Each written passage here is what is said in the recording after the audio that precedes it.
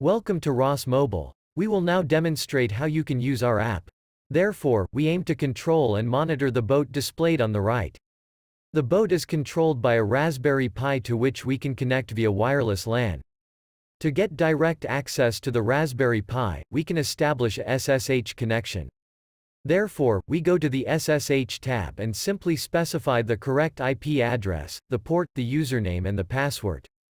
By pushing the Connect button at the upper right corner, the SSH connection will be initialized. We are now able to use terminal input window to send commands directly to our system. We will use this to start ROS. Therefore, we change to our Catkin workspace and source it. Afterwards, we can launch our example application which allows teleoperational control and GPS localization.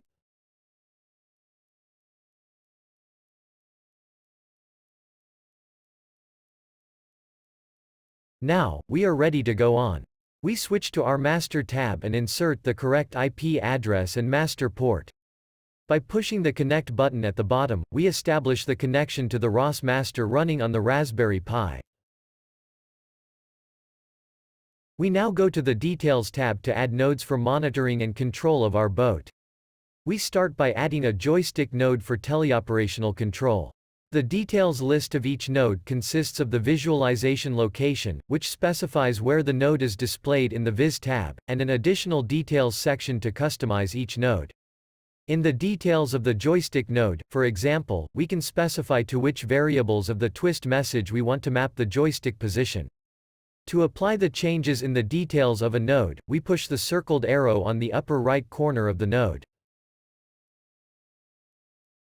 After generating a joystick and a GPS node, we can now switch to the Viz tab. Here we can see the visualization of the nodes we just added. At the bottom, the joystick is displayed and at the top a map showing our GPS position.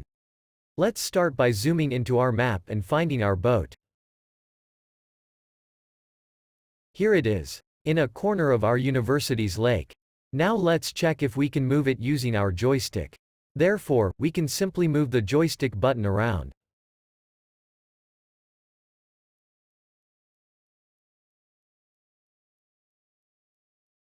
That worked quite well. As you can see, using ROS-Mobile is quite intuitive to use.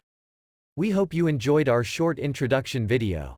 If you are now keen to start using ROS-Mobile by yourself, we recommend to go over our tutorial section. Otherwise, feel free to play around or to contribute. We wish you the best for your ROS projects. Your ROS-Mobile team.